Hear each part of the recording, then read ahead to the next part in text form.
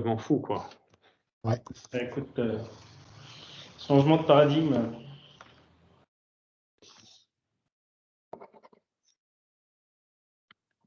Alors, on le qualifie en positif et en négatif, hein, c'est les deux en même temps. Oui, oui, oui.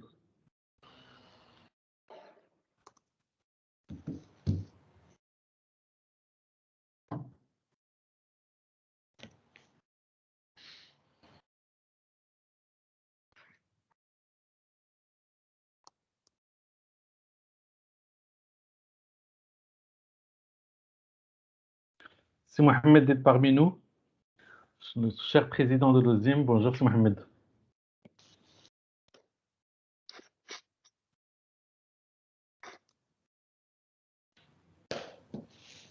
Bonsoir les amis. Merci de nous honorer de ta présence.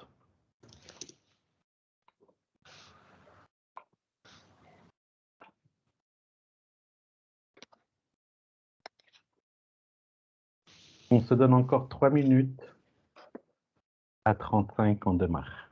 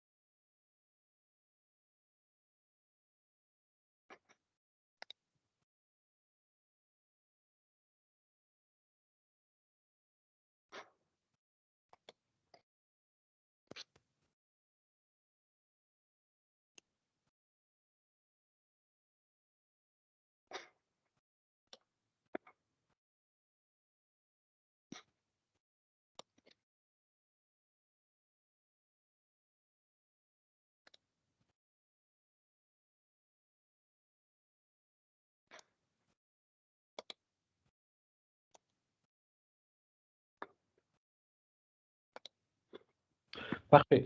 Il est 16h35, je vous propose de démarrer. Je pense que les personnes nous rejoindront au fil de l'eau. Bonjour à vous toutes et à vous tous, et un grand merci à l'OSIM, c'est Mohamed Saad, Dani Jebli, Loubna Kazi, mais aussi aux sponsors du Club Performance de la DIC que nous avons le plaisir d'animer. C'est Aziz Klina qui doit nous rejoindre dans quelques minutes, et c'est Hicham Chigal qui est avec nous. Merci d'avoir accepté de mettre ce sujet de sobriété numérique à l'ordre du jour de nos événements. Un sujet qui me tient à cœur particulièrement parce que au moment où notre pays, le Maroc, est classé parmi les meilleurs élèves de la performance climatique, grâce à des projets titanesques lancés il y a plusieurs années déjà, le sujet de la sobriété numérique ou du numérique responsable est à mon sens un peu en retrait des débats d'experts et des préoccupations des entreprises marocaines. Et donc l'objectif au fait aujourd'hui, grâce à l'apport de nos experts Joachim Treyer, Alain Marbach, de pouvoir rentrer dans le détail du sujet et de partager avec vous les bonnes pratiques autour de ce sujet. Avant de passer la parole à Hicham Chiger pour un mot d'introduction, je voudrais juste passer rapidement la parole à Alain, un grand connaisseur et adorateur du Maroc, qui a eu, avec la finesse qu'on lui connaît, de nous suggérer en fait de mettre dans cette première slide un petit clin d'œil sur le projet de liaison électrique sous-marine entre le Maroc et le Royaume-Uni. Alain, tu voulais dire un mot? Oui, je voulais dire un mot parce que je trouve que ce projet, il est très intéressant. Il y a de plus en plus de gens qui disent En fait, si on veut traiter cette question du changement climatique, on a les technologies, les grands systèmes financiers savent trouver l'argent, donc il faut faire le boulot, quoi. Donc il faut chasser les grognons et faire le boulot. Et ce projet qui est magnifique, oui, il y a 3500 km de câbles très haute tension, mais à la fin, il y a une ferme combinée éolienne et solaire au Maroc, il y a une capacité très importante qui est amenée en Grande-Bretagne. Voilà, c'est un bel exemple. Et il y a un projet comme ça entre l'Australie et Singapour, il y a un projet comme ça entre le Danemark et la Grande-Bretagne. Voilà, c'est juste un exemple de dire on peut y aller, quoi. On a le droit d'y aller. Parfait, merci beaucoup Alain. Et Hicham, tu voulais dire un mot? Oui, je voulais dire bonjour à tout le monde et à tous ceux qui nous ont rejoints par rapport à ce webinaire. Et je sais qu'il y a beaucoup d'attentes de la part de la communauté sur ce sujet. Ce qui est intéressant, c'est que ce partenariat est un partenariat, on va dire, très actif. Et je remercie Karim à la tête de ce partenariat parce qu'effectivement, donc, on a pu réaliser en si peu de temps pas mal d'actions et sur lesquelles, en fait, on donne de la valeur à la communauté, à notre communauté. Et effectivement, c'est l'objectif de ce club Performance DSI. Et je tenais à remercier Cost House, les partenaires de Cost House et Karim personnellement pour avoir mis la dynamique nécessaire par rapport à ce sujet. Je voulais aussi dire que bon, on a quand même fait une première séance en juillet. Ensuite, on a fait une deuxième séance en septembre. Et là, c'est la troisième séance. Et derrière, donc, on va illustrer ça aussi sur des actions qui vont être qu'on va forcément illustrer ça dans des livres blancs qui vont permettre, on va dire, de donner un maximum de concentration de données, de savoir pour pouvoir aider toute la communauté et ceux qui sont intéressés par le sujet. Il y a ceux qui n'ont pas encore, on va dire, matérialisé, on va dire, le sujet de la performance DSI au sein de leurs entreprises. Il y a d'autres qui l'ont déjà fait, mais qui, on va dire, attendent aussi de l'amélioration, hein, donc à travers nos experts. Et je pense que ça, c'est très important. Les sujets, effectivement, d'aujourd'hui est quand même très intéressant parce que ça permet de voir quelque chose qui était un nice to have, qui devient aujourd'hui un must have. Et on va forcément rentrer un peu plus dans le détail avec nos experts que je remercie par avance. Voilà, la parole est à vous. Parfait. Merci beaucoup Hicham, merci pour ton soutien. Joachim, une petite présentation de toi et de Cost House pour ceux qui ne connaissent pas encore Cost House. Merci Karim et merci de nous accueillir aujourd'hui. Merci à l'OSIM. Donc Joachim Treyer, moi je suis directeur général du groupe Cost House et comme vous le voyez sur cet écran, je ne vais pas en parler longtemps, mais pour vous donner juste un aperçu, on est présent géographiquement déjà sur 4 zones, puisque historiquement on est présent en France depuis 2005, mais on est au Brésil depuis 2013, au Maroc grâce à Karim depuis 2015 et en Suisse depuis 2017. Et pour vous dire 2 mots de notre métier, vous l'avez compris, on est spécialisé sur un sujet qui est la performance économique, ce qui se décline sur deux volets. Un volet conseil, on travaille sur l'ingénierie des coûts, ça consiste à aider nos clients à y voir clair sur leur structure de coûts, à comprendre les coûts, à apporter de la transparence sur les coûts. Une fois qu'on a cette transparence, on est souvent amené à travailler sur du benchmark et on anime notamment dans le cadre de l'IT un groupe de benchmark avec une trentaine d'entreprises, en général plutôt des grandes entreprises qui partagent à la fois leur retour d'expérience et leurs chiffres en termes de coûts IT. On est amené à accompagner des DSI sur des chantiers d'optimisation dans une logique de création de valeur et on travaille sur ce qu'on appelle la simulation ou la projection stratégique qui consiste à utiliser les travaux qu'on mène sur du costing pour regarder quel sera l'impact d'hypothèses business sur la structure de coûts IT. À cause du Covid, il y a plus de télétravail. Qu'est-ce que ça a comme impact? Vous avez plus d'utilisateurs sur un certain domaine applicatif. Qu'est-ce que ça a comme impact? Vous voulez décommissionner, vous voulez faire du move to cloud. Qu'est-ce que ça a comme impact? C'est ça, ce genre de choses qu'on va traiter. Et pour faire tout ça, on ne fait pas du PowerPoint. En fait, on s'appuie sur une suite de logiciels que l'on a mis en œuvre avec une entité dédiée, Valoptia, qui est un éditeur et qui fournit les outils de pilotage de la performance économique qui permettent d'avoir cette vision complète des coûts au sein d'une DSI. On nous a mis ici. Vas-y, Voilà. Karine, C'est ce que tu dis, Joachim. En fait, on a une grande expertise sur le sujet IT, sur le pilotage et l'optimisation de la performance et des coûts IT, que ce soit en Europe, au Brésil, mais aussi au sein de DSI au Maroc. Vous voyez les logos ici, notamment grâce au partenariat avec le SIGREF en France ou avec l'OSIM au Maroc, et on remercie. Alain, on te connaissait au fait sur le volet Software Asset Management. On a eu le plaisir de t'avoir lors d'une réunion de DSI au sein de l'OSIM au sujet des relations avec les grands éditeurs.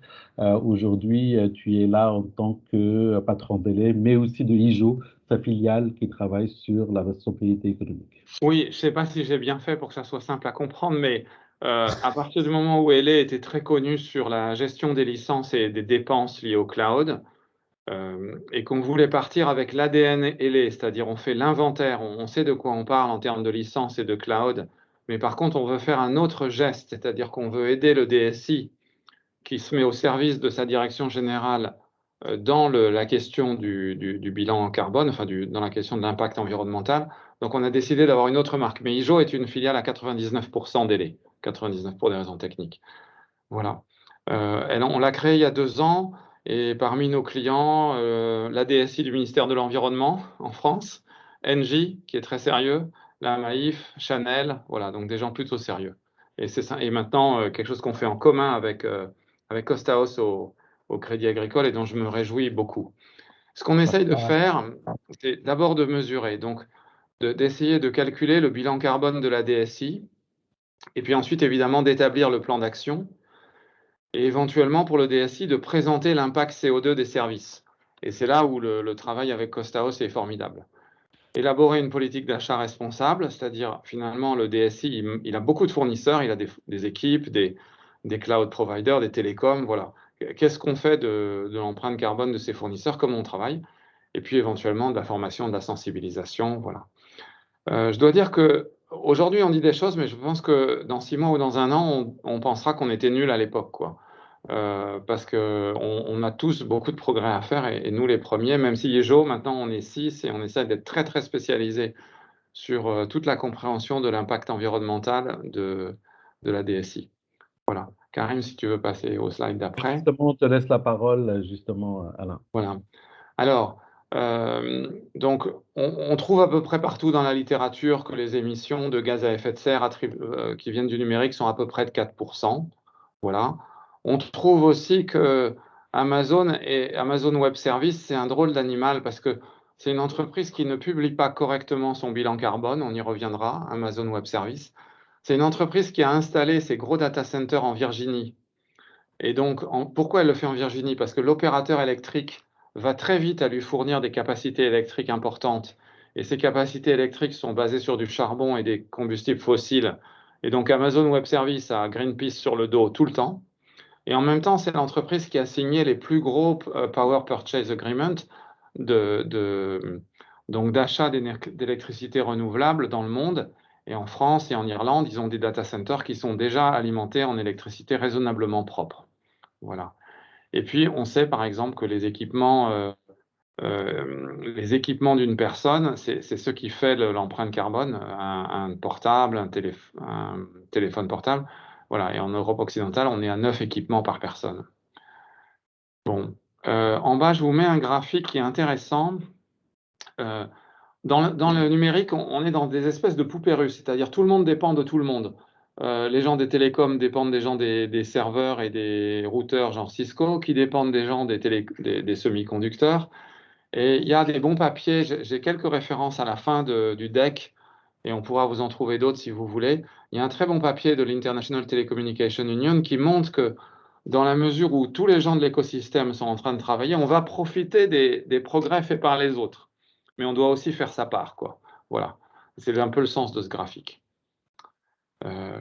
Voilà. Alors, là, je suis désolé pour ceux qui connaissent un peu déjà le vocabulaire du bilan carbone et de l'empreinte environnementale, mais je vais faire un peu je vais présenter le paysage normatif avec 2 questions. Ce qu'on appelle net zéro et ce qu'on appelle le bilan carbone. Alors, je vais commencer par le bilan carbone à gauche, ou le greenhouse gas, voilà, où aussi bien en France qu'au niveau international, on parle de périmètre 1, 2, 3A, 3B, donc on utilise des lettres. C'est très résumé, évidemment, vous trouverez de la littérature sur ce sujet. Le 1, c'est les combustibles fossiles que moi j'ai brûlés. Donc par exemple, pour un DSI, si on fait tourner son groupe électrogène, c'est les combustibles fossiles qu'on a fait brûler quand on a fait tourner le groupe électrogène, ou si on a des camionnettes, celui qu'on a mis dans les camionnettes. Le périmètre 2, qui intéresse beaucoup plus un DSI, c'est l'électricité qu'on a consommée, qu'on a achetée soi-même, ou l'eau chaude ou l'eau froide qu'on a achetée si on achète de l'eau chaude ou de l'eau froide directement, et on va chercher le bilan carbone de cette électricité. Mais vraiment, ce qui est l'essentiel du bilan carbone d'une DSI, c'est le périmètre 3, amont et aval.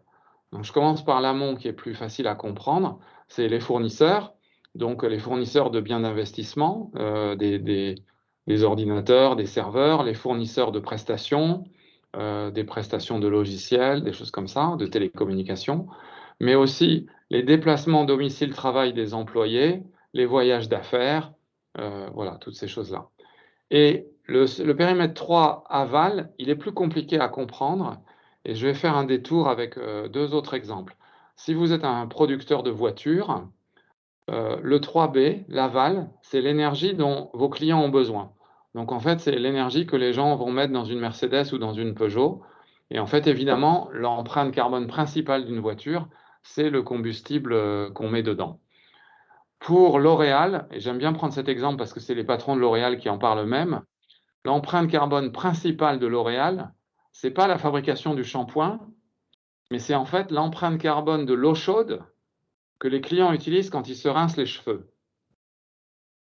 Et en fait, ça veut dire quoi pour nous, les hommes de l'informatique? C'est que éventuellement, il y a une partie de notre empreinte carbone qui est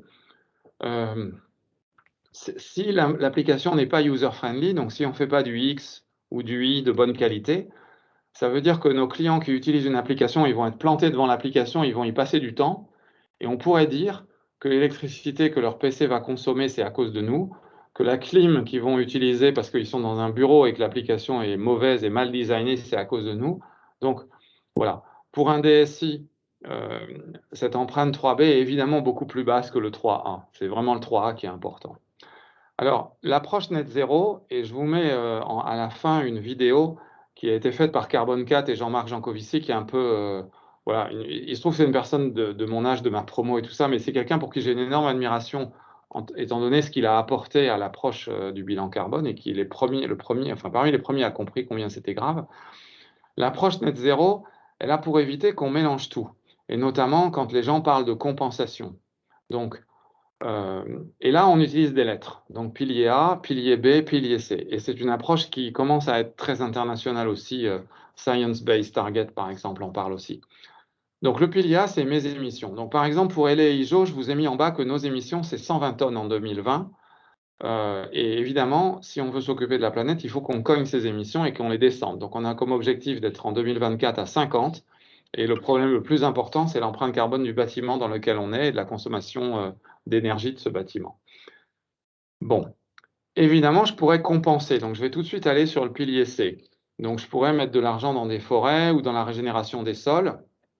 Et souvent, les gens se permettent, et d'ailleurs Microsoft le fait un peu, et c'est pas très propre, de parler de la recapture ou de parler de ce qu'ils ont fait de bien complètement à droite pour annuler ce qu'ils ont fait à gauche. Donc nous, on s'est donné comme objectif de recapturer 50 tonnes en 2024. On a fait un peu de choses dans le domaine de la forêt. J'ai envie de dire, j'en ai un peu ras-le-bol parce que en fait, l'arbre, il met un temps fou à pousser. On ne sait pas vraiment ce que devient la forêt. Enfin, je ne veux plus faire ça. Et on va aller vers des choses plus sérieuses, mieux prouvées, notamment ce qui s'appelle le Direct Air Capture, où maintenant les prix commencent à baisser, c'est-à-dire on prend le carbone dans l'atmosphère et on le remet dans le sol, notamment parce qu'il y a certaines roches basaltiques qui peuvent le recapturer proprement. Voilà, ça c'est pilier C. Donc là, on voit bien que c'est ma responsabilité un peu directe. Et au niveau du B, le pilier B, c'est combien d'économies je vais faire à mes clients, mais sur des choses qui ne sont pas mes prestations. Par exemple, puisque nous, LA, on va essayer de faire le bilan carbone des DSI, nous, LA, IJO, on va essayer de faire le bilan carbone des DSI, et bien on va essayer de leur faire gagner, et c'est ça notre objectif, 5000 tonnes chaque année. Par exemple, on vient de travailler avec la DSI de DB Schenker, qui est un opérateur de transport de camions.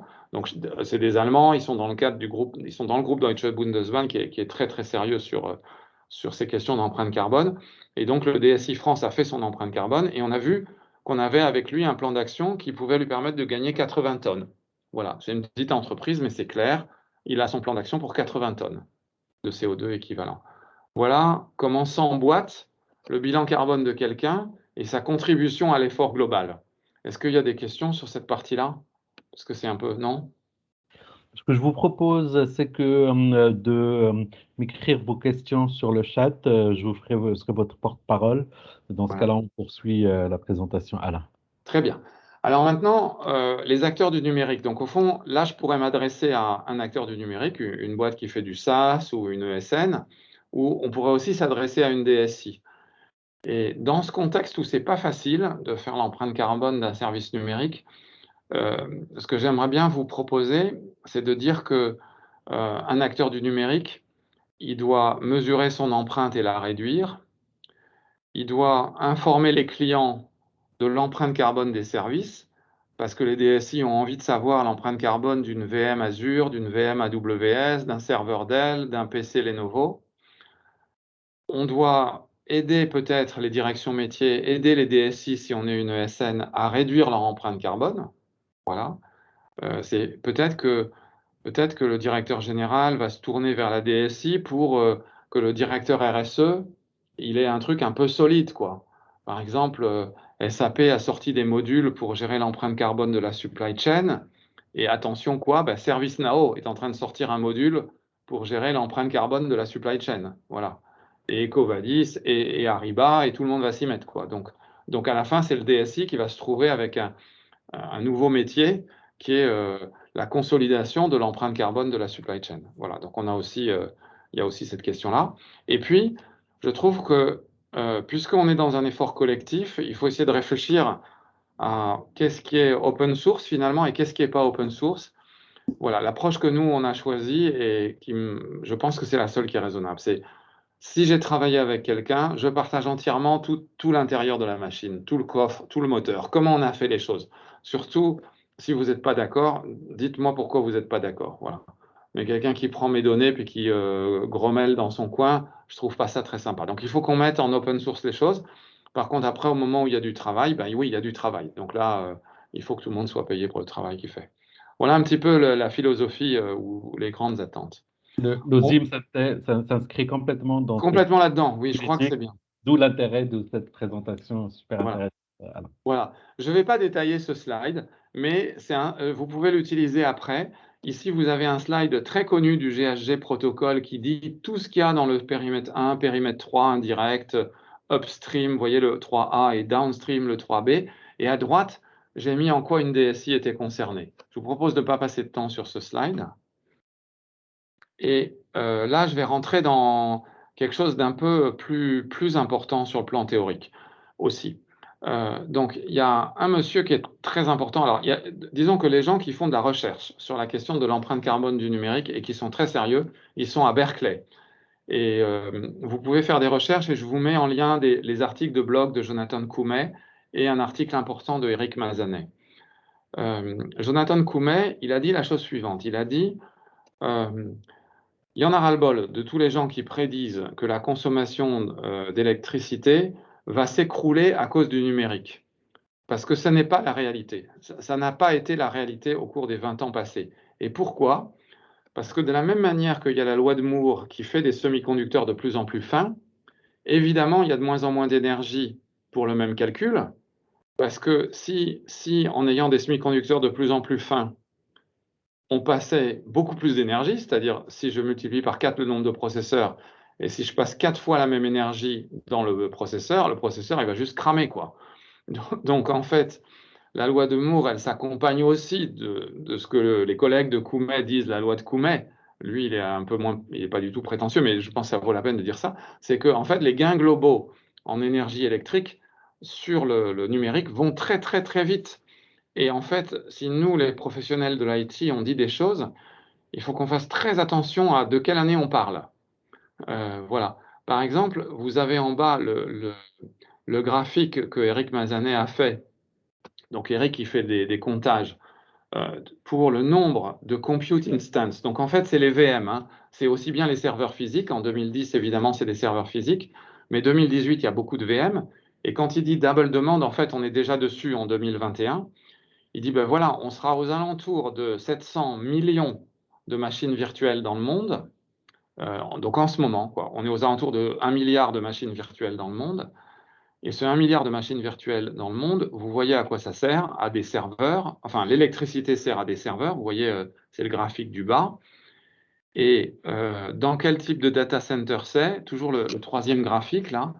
Vous voyez que c'est essentiellement tout en bas de l'hyperscale. C'est-à-dire l'hyperscale, c'est Microsoft, Google, Alibaba et Amazon. Et dans quelle région c'est? Voilà. Et donc, Jonathan Koumé et Eric Mazanet disent, attention, l'efficacité énergétique, mais on s'en doutait, hein, de AWS et de Microsoft est considérable. Voilà.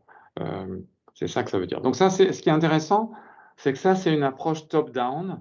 Et ce que je pourrais vous proposer au niveau de l'OSIM, finalement, puisque c'est surtout des acteurs qui ont des fonctions de direction, je pense, dans l'OSIM, c'est qu'on a intérêt à faire de temps en temps du top-down et de temps en temps du bottom-up. Parce que sinon, on se retrouve avec des chiffres qui n'ont aucun sens. Voilà.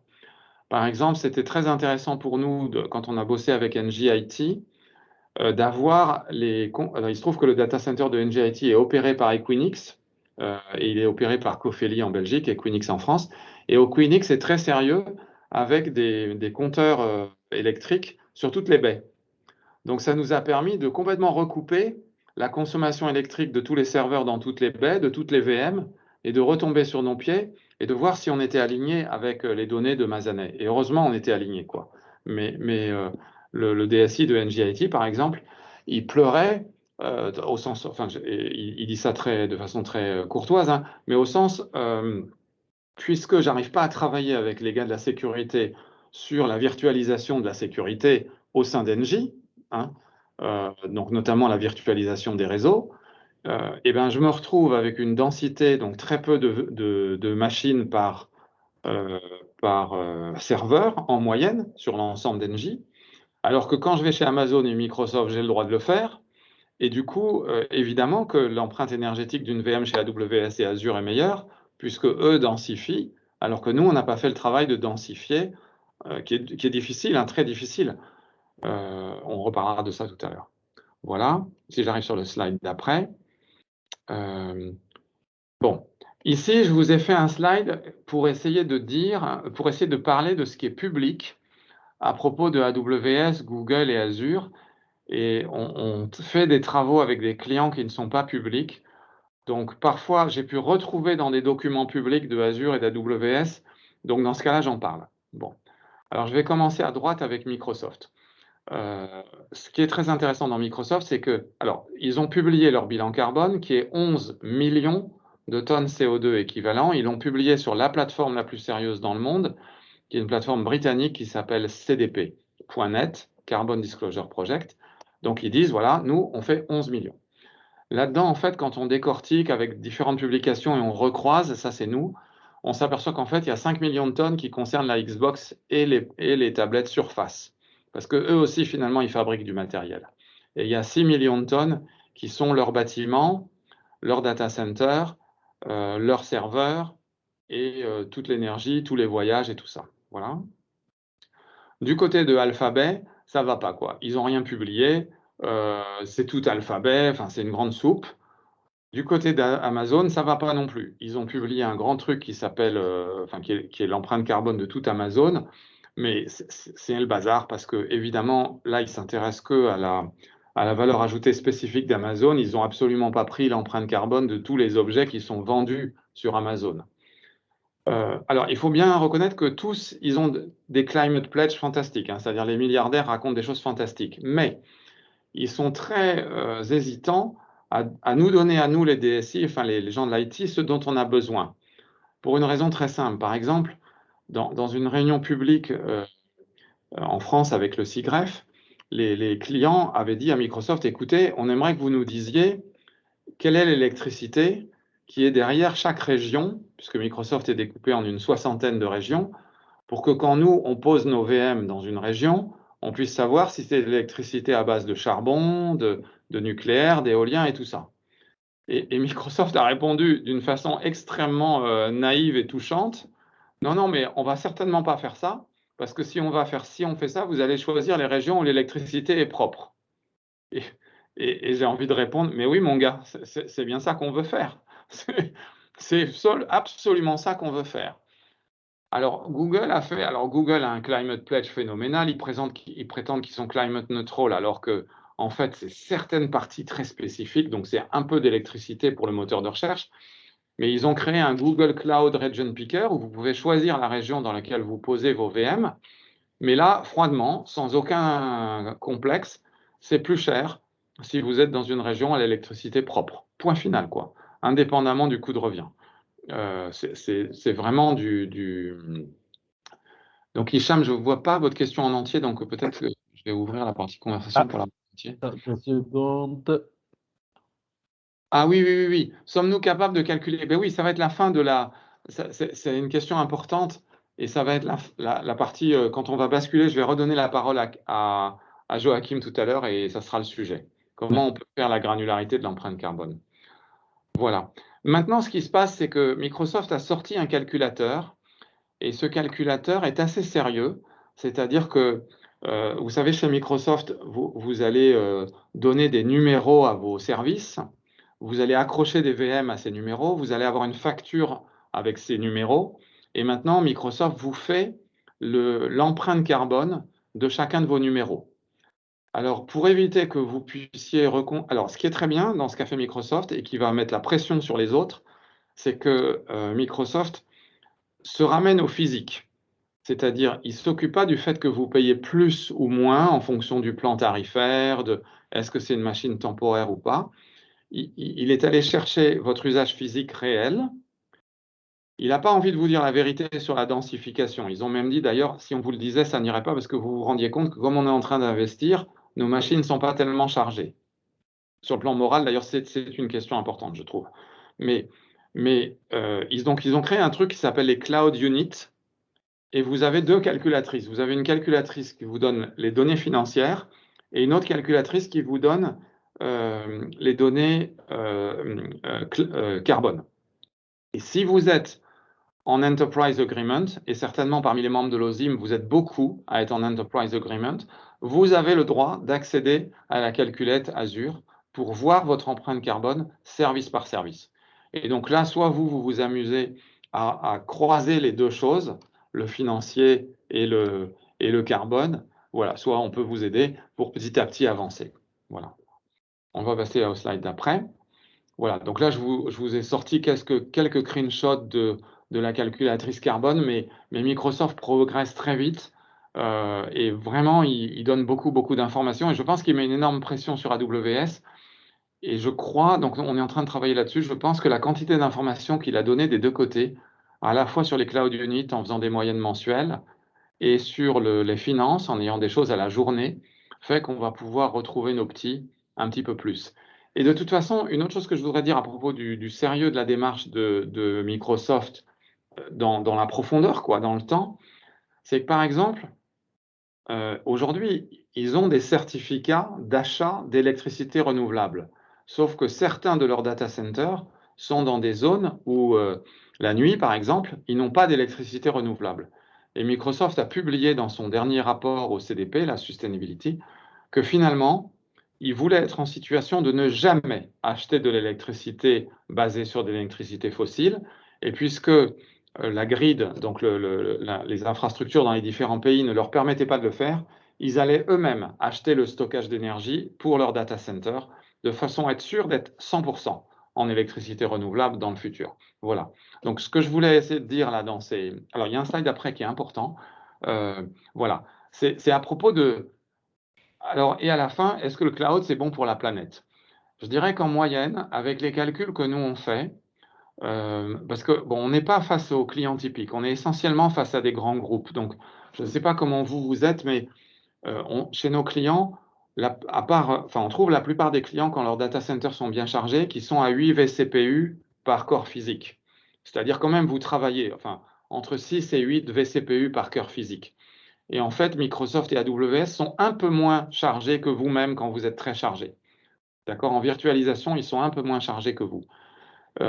Amazon a un document qui est assez scandaleux où il propose aux clients américains de faire une estimation du gain carbone en allant chez Amazon et ils imaginent que le client il est à moins d'1 vCPU par cœur physique. Oui, Kautar a posé une question. Bonjour à tous.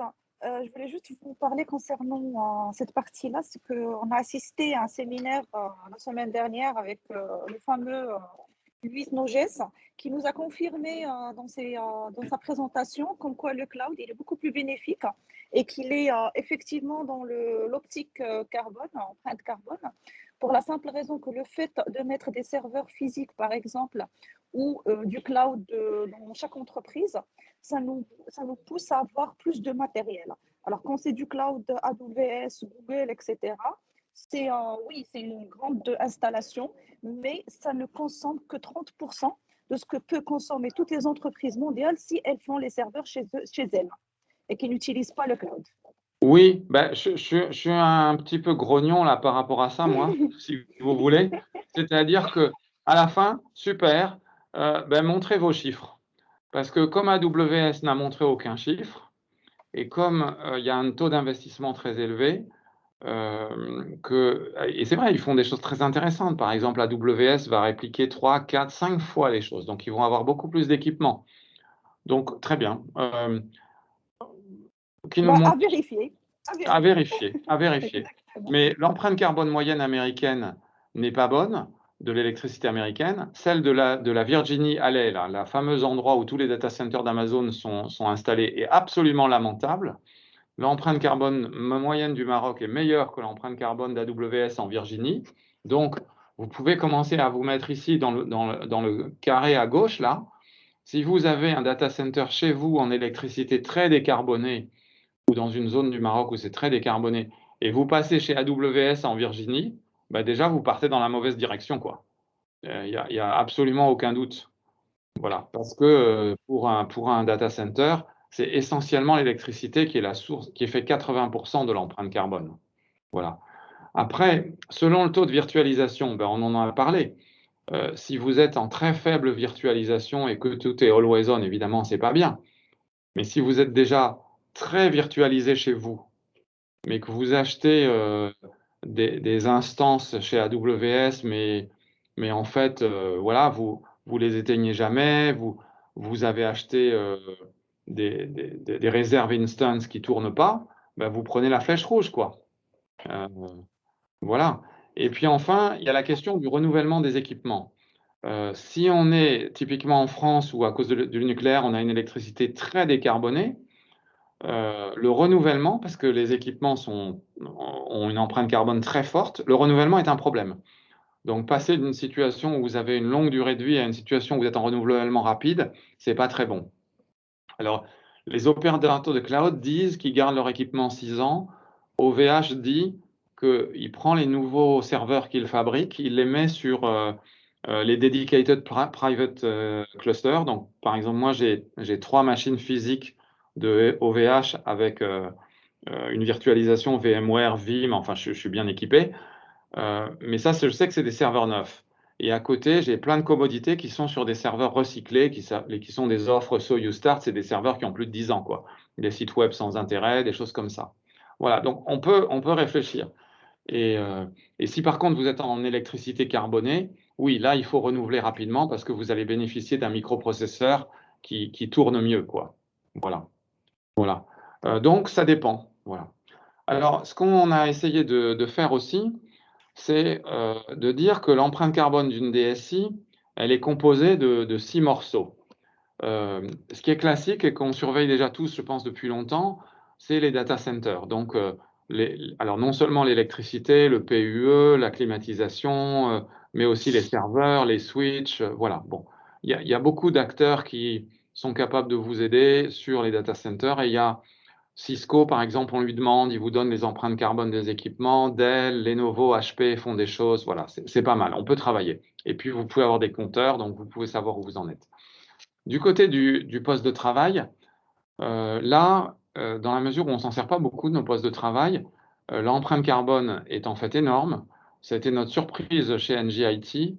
L'empreinte carbone, en fait, de la partie informatique d'Engie, la pire, c'est le plus gros poste, c'est le poste de travail. Et donc, la question qui peut se poser, c'est qu'est-ce qu'on fait, quand est-ce qu'on a des postes de carbone des postes de travail virtualisés, parce que c'est mieux éventuellement, enfin, je veux dire dans le cloud, quoi. Qu'est-ce qu'on fait comme politique de réparabilité? Par exemple, moi, j'essaye de convaincre tout le monde que je veux que comme ce qui use un PC, c'est le cyclage de la batterie. Ben non, c'est vrai que les PC portables, c'est sympa de les utiliser débranchés, mais sauf que ça les tue. Donc, ben voilà, donc comment on fait pour que les PC soient tout le temps branchés, par exemple? Bon, du côté des réseaux, où il y a pas mal de mouvements, je vous ai mis plus loin des références avec quelqu'un qui s'appelle Jens Malmodin, qui est en Suède, parce que il y a beaucoup de bêtises sur l'empreinte carbone des réseaux. Notamment en France, il y a eu des grosses bêtises qui ont circulé sur l'empreinte carbone de Netflix. Et du coup, Netflix, étant attaqué, a publié des documents très sérieux avec des boîtes extérieures. Non, en fait, une demi-heure ou une heure de Netflix, c'est 3 fois rien, quoi, en termes d'empreinte carbone. C'est quelques grammes. Le problème est plus la climatisation de la pièce dans laquelle vous allez regarder la télé ou le chauffage de la pièce dans laquelle vous allez regarder la télé, quoi. Voilà. Du côté, mais là c'est difficile, hein. La partie réseau est difficile et les grands opérateurs de réseau ne publient pas grand-chose. Je pense qu'Amazon va être obligé d'y aller. Par exemple, on a travaillé sur l'empreinte carbone d'un site web d'un client. Tout était chez AWS et l'empreinte carbone la pire en travaillant, c'était en fait le CDN, quoi, le Content Delivery Network, c'est-à-dire la réplication partout de toutes les pages partout dans le monde. Voilà. Ensuite, il y a la partie des services tiers, des logiciels. Donc là, on est en plein dans le point de liaison avec le SAM. Et en fait, derrière les PC, le deuxième plus gros poste, en fait, c'est les grands opérateurs de logiciels. Si vous êtes un cabinet de conseil parisien qui prend beaucoup l'avion, par exemple Publicis, voilà, vous allez être à 5 tonnes de CO2 par employé. Nous, on ne prend plus vraiment l'avion, on a la chance d'être dans une tour qui est très ancienne, donc on est à 2 tonnes par employé. Si vous êtes en régie avec quelqu'un qui est dans le bâtiment de quelqu'un d'autre, vous êtes à 1 tonne. Je pense que quand vous êtes au Maroc, alors ça peut dépendre du bâtiment, de la climatisation du bâtiment, et ça peut dépendre de la surface qui est allouée par personne, mais je pense qu'on est entre 3 et 4 tonnes par employé. Si vous achetez des choses chez SAP, c'est 15 tonnes par employé. Si vous achetez du logiciel chez Oracle, c'est 6 à 7 tonnes par employé. Pourquoi? Parce que chez SAP, il y a des jets de fonction, il y a des voitures de fonction, c'est des Mercedes avec voilà. Et donc, vous vous retrouvez, en plus, les éditeurs de logiciels, ils adorent prendre l'avion pour venir à 5 vous dire que le logiciel est très bon, et que d'ailleurs, si vous avez une question, en fait, le logiciel est très bon. Et donc, on se retrouve dans une situation où la deuxième plus grosse empreinte carbone de Engie IT, c'était SAP, et la troisième, c'était Salesforce. Et on commence à voir SAP et Salesforce travailler pour essayer de découper entre la partie SaaS et la partie logicielle. Mais là où je ne suis pas très content avec du travail de Microsoft, et je suis sûr que Amazon fait absolument pareil, c'est que quand ils vous font l'empreinte carbone de la VM, ils prennent l'électricité du data center, ils prennent les serveurs, ils imaginent que le serveur va être amorti sur 6 ans, mais quand vous payez une instance EC2 chez AWS, le coût de revient de la VM, c'est à peine 5% de ce que vous payez. Par contre, toutes les équipes de design d'Amazon qui construisent les nouveaux services, ceux d'aujourd'hui et ceux de demain, et évidemment tous les services de Microsoft, en fait, la vraie empreinte carbone, c'est les équipes de Microsoft, les équipes de Oracle. Et ça, c'est énorme, c'est des chiffres absolument énormes.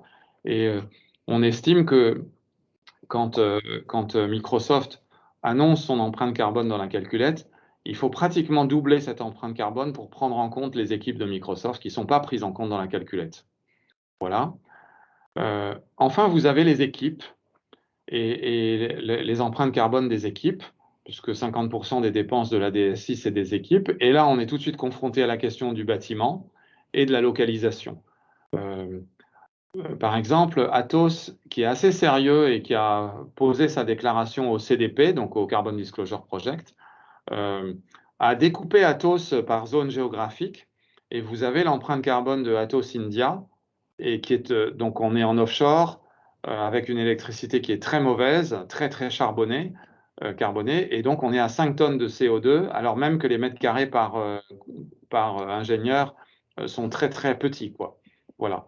Et donc, on se retrouve en fait avec des empreintes carbone. Et c'est très intéressant puisque le 4e plus gros poste, c'était l'offshore à Mumbai de NGIT, par exemple, pour donner cet exemple.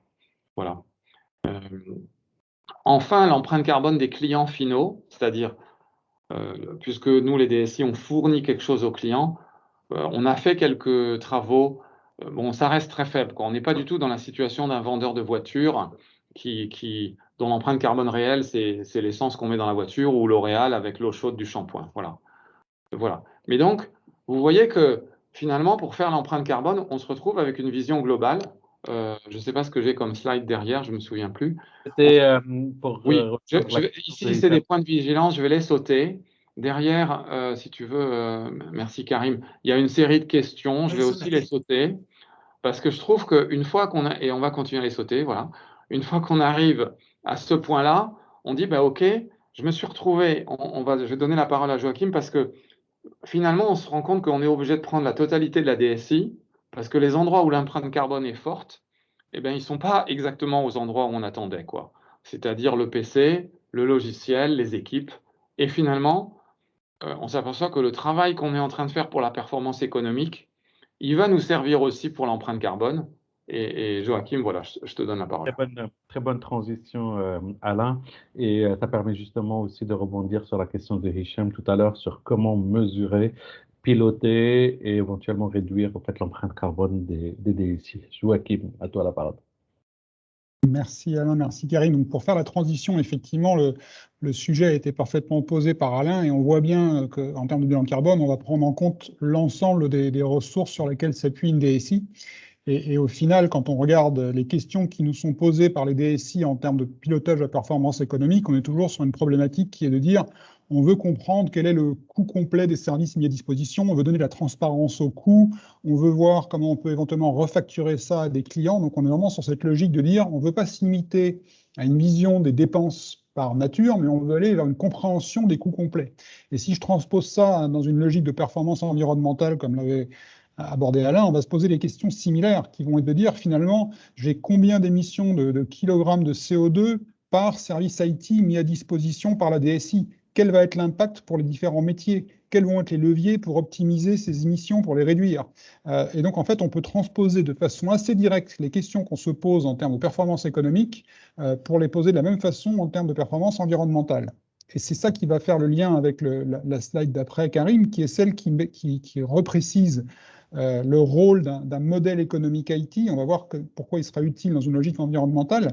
Quand on parle d'un modèle économique IT, la problématique à laquelle on souhaite répondre, c'est de pouvoir justement dépasser la vision des coûts par nature que chaque DSI a à sa disposition. Vous savez tous combien vous dépensez en personnel, en prestataire, en matériel, en logiciel, en cloud, parce que ça, c'est la comptabilité qui vous le donne. La vraie problématique à laquelle vous êtes confronté, c'est de savoir finalement à quoi sert cet argent.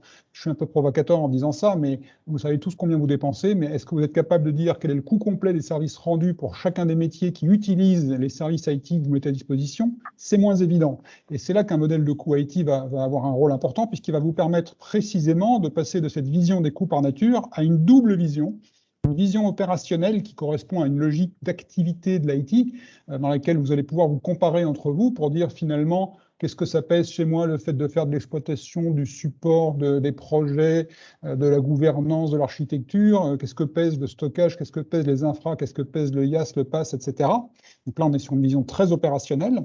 Et puis, il y a l'autre vision complémentaire qui est la vision métier, la vision des clients, pour qui on souhaite dire, voilà, l'IT coûte tant pour tel service rendu pour tel client. Et c'est ça, cette vision des coûts complets qui doit ensuite permettre de faire une analyse et un carottage pour remonter à la source si on le souhaite.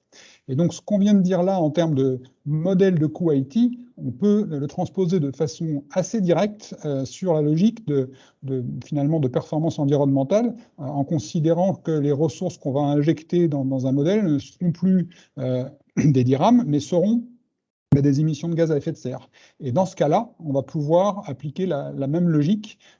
Donc, si tu peux passer effectivement, Karim, à la slide d'après, juste pour remettre un peu en perspective la façon dont on fonctionne quand on met en place un modèle de coût. En fait, on part de deux piliers principaux.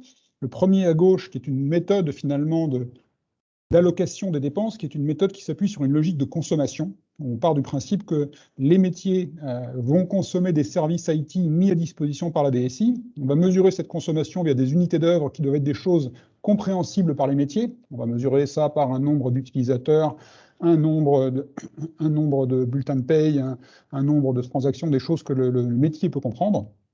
Les services eux-mêmes vont consommer ce qu'on appelle les activités, donc toutes les tâches opérationnelles, toutes les infras, tous les softs de la DSI. Et là, pour le coup, la consommation des activités par les services se mesure au travers de ce qu'on appelle des inducteurs d'activité. Donc ce terme un peu barbare désigne pour le coup des unités d'œuvre très techniques. On va compter des VM, des vCPU, des gigas de RAM, des tickets d'incident, tout un tas de choses plus ou moins techniques que le métier n'a pas à connaître. Et les activités elles-mêmes vont consommer l'ensemble des ressources qui représentent toutes les dépenses que vous engagez pour faire fonctionner votre DSI. Et au-delà de cette logique de consommation qui est finalement simple à comprendre, le deuxième pilier sur lequel on s'appuie, c'est de s'appuyer sur un référentiel de la profession. Alors on a mis le logo SIGREF parce que je trouve qu'on va accompagner SIGREF sur le sujet, mais il faudrait mettre le logo OSIM, puisqu'en fait on a eu une démarche qui a été de constituer un modèle d'analyse des coûts IT avec l'OSIM qui est dérivé de façon assez directe du modèle SIGREF. On est sur quelque chose de très cohérent à ce sujet. Et donc, juste pour illustrer ce que ça donne, quand on est sur une logique de modèle économique, on voit tout à droite les clients et on est capable, quand on regarde les coûts IT générés par un client, de savoir pourquoi un client dépense 280 dirhams ou 680 dirhams. C'est parce qu'il a consommé parmi les différents services, dans cet exemple, du CRM, et que le coût complet du CRM est constitué d'une consommation d'une quote-part de support, d'une quote-part de maintenance corrective, d'une quote-part de stockage, de logiciel. Là, on a fait un modèle très simple. Dans la vraie vie, on est plutôt sur une cinquantaine, une soixantaine d'activités. Les services, on peut en avoir plusieurs centaines. Et puis, les ressources qui représentent vos postes de dépenses, on va retrouver les gros blocs constitués par du personnel, des achats externes, soit de prestations, soit de soft, soit de cloud, soit de hardware, et puis des amortissements qui correspondent aussi au même type d'investissement. Et cette logique de consommation, là on y a mis des euros ou des dirhams, et on va pouvoir, je passe à la slide suivante, illustrer ça en montrant finalement que on a mis sur ce schéma la double vision, à la fois économique et environnementale. La partie bleue, on est sur une logique euro ou dirham. En fait, on dit qu'on va injecter dans le moteur des dépenses qui correspondent à l'ensemble du budget IT de l'entreprise. Donc, on est sur un peu une vision issue de la comptabilité. On va prendre une vision compte de résultat. On va injecter ça dans les ressources.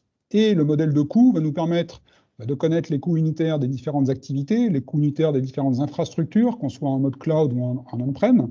Ça va nous permettre, bien entendu, de calculer le coût complet des services mis à disposition et se projeter dans une logique d'analyse valeur-coût, finalement, pour mettre au regard la valeur apportée au client versus le coût que représentent les différents services. Et puis, pour un métier, ça lui donnera le coût complet IT, éventuellement dans une logique aussi de refacturation. Et un tel modèle va permettre un peu de renverser la problématique où souvent on dit l'IT coûte trop cher.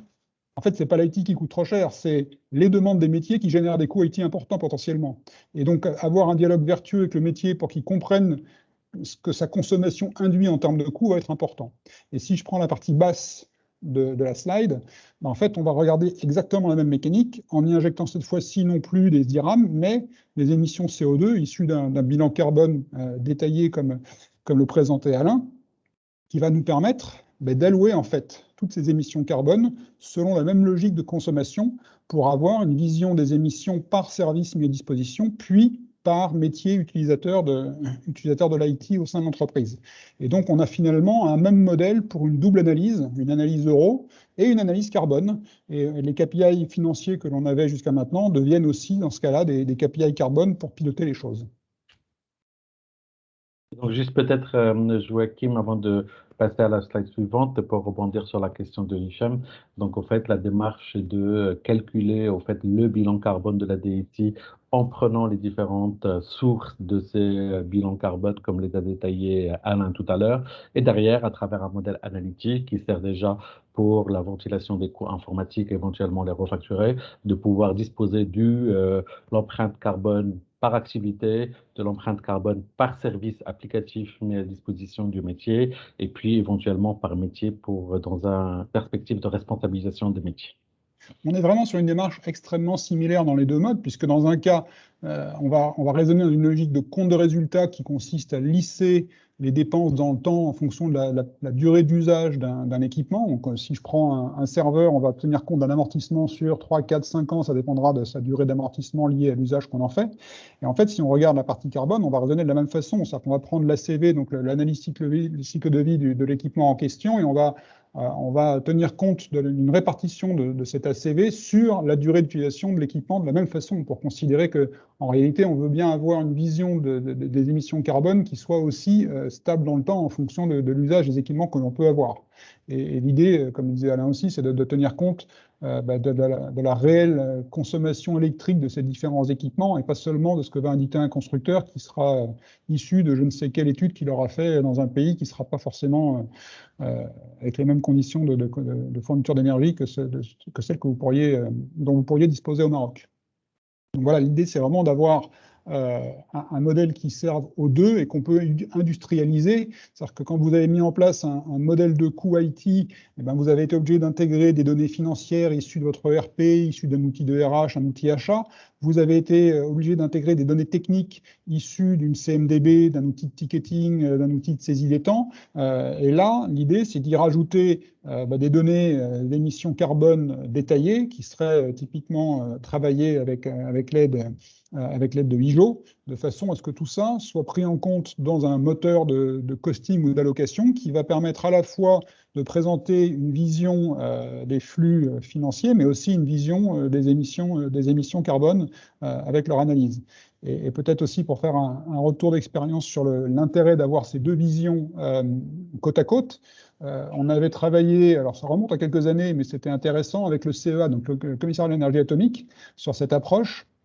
Et on avait donc valorisé les coûts IT du CEA, on avait aussi valorisé les émissions CO2 des différents services IT, et les experts RSE du CEA avaient une analyse intéressante de la chose. Ils disaient, quand on regarde le ratio run-build en termes de dépenses euros, prenons une hypothèse, si on a un ratio run-build de 60% de run et 40% de build, si on regarde les émissions carbone en run et en build, on va avoir un ratio qui sera plus 60-40, qui sera probablement 80-20 ou quelque chose comme ça, parce que c'est dans le run qu'on a toute la partie infrastructure, énergie, alors que dans le build, on est principalement sur des hommes, et donc on va avoir une pondération plus forte en émissions carbone côté run que côté build. Et ce que disaient donc les experts RSE du CEA, que je trouvais intéressant, c'était qu'ils partaient du principe que la vision qu'on a à aujourd'hui des émissions carbone serait assez proche de la vision euro que l'on peut avoir dans 2-3 ans si on ne fait rien pour optimiser, améliorer les choses. Parce qu'on part du principe que tout ce qui génère du carbone aujourd'hui va coûter de plus en plus cher demain.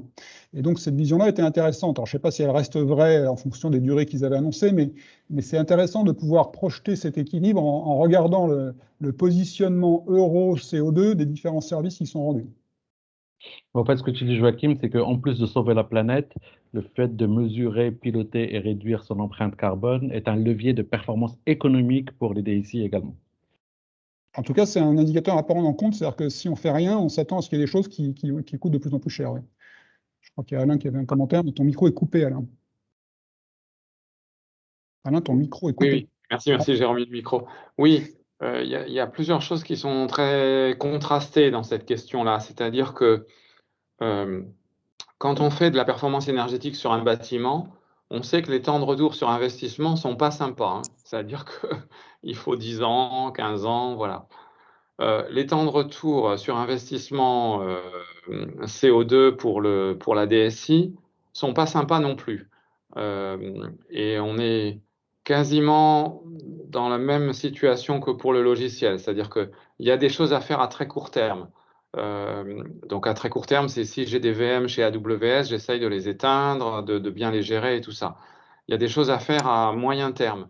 C'est l'infrastructure d'exécution, c'est-à-dire c'est quoi ma combinaison de clusters, comment elle est densifiée, comment j'ai fait mes DMZ. Voilà, donc toute l'infrastructure d'exécution qui est finalement un travail où l'échéance temporelle c'est 12-24 mois. Voilà, ça va rapporter sur le plan du carbone. Mais ce qui est évidemment toujours le plus rentable, c'est l'urbanisme fonctionnel et applicatif, quoi. Parce que l'urbanisme fonctionnel et applicatif, ça ramène de l'argent côté logiciel et ça ramène de l'argent côté carbone. Voilà. Peut-être, donc ici, là, sur ce slide, je vous ai mis un certain nombre de références. Voilà, il y a quelqu'un qui est très positif, que j'aime beaucoup. C'est une chaîne britannique une chaîne YouTube britannique qui s'appelle Just Have a Think. Le gars s'appelle Dave Borlas. Il fait 15 minutes tous les dimanches et c'est hyper tonique. Il est très sérieux pour vulgariser tout en étant très sérieux scientifiquement. C'est bien. Voilà, je vous ai mis d'autres choses à droite, à gauche.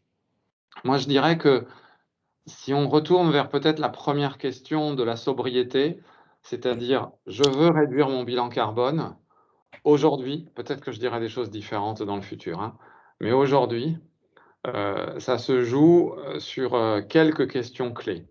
Du côté des PC, est-ce qu'on peut augmenter la durée de vie, la réparabilité, voire la réutilisation? Voilà, donc comment, par exemple, nous on s'est mis à sourcer des écrans qui ont 10 ans d'ancienneté et il n'y a vraiment aucun problème, quoi. À un moment donné, je pestais, je croyais que l'écran fonctionnait pas, c'était en fait un câble. Donc voilà. Mais finalement, la réparabilité, la réutilisation, c'est pas très simple, quoi. Comment on dit à un jeune, bonne nouvelle, on vient t'embaucher, mais tu prends un vieux PC, quoi. C'est pas très facile. Donc, il faut savoir le présenter peut-être en disant, bah, tu as le choix. Voilà, on a une politique de reuse. Tu veux un nouveau, tu veux un ancien, et voilà, peut-être qu'on y arrive. Donc, il y a toute cette question de la durée de vie des équipements. Et pour un DSI, les équipements en data center, je trouve que c'est pas facile, parce qu'on retombe sur les questions de sécurité. Le deuxième grand axe, c'est ce que j'appellerais moi l'activation on demand, c'est-à-dire éteindre tout ce qu'on peut éteindre. La France, là, on vient de publier en France un papier disant que voilà l'autorité RTE là, qui gère la grille électrique a écrit comment il fallait faire d'ici 2050, mais il faut construire tellement de centrales nucléaires que en fait on va pas y arriver, quoi. Donc il faudra de toute façon faire de la sobriété. Et donc, de toute façon, le digital devra faire de la sobriété. Mais ce que je trouve intéressant dans le mouvement de l'activation on demand, c'est-à-dire j'éteins des machines et je les rallume, c'est que ça nous rend un autre service qui est d'avancer sur infrastructure as a code. Donc, de faire en sorte que le déploiement des machines et des infrastructures ne dépende pas d'un savoir-faire qui est dans la tête d'une ou une personne, mais que ça soit documenté dans une forge et qu'on soit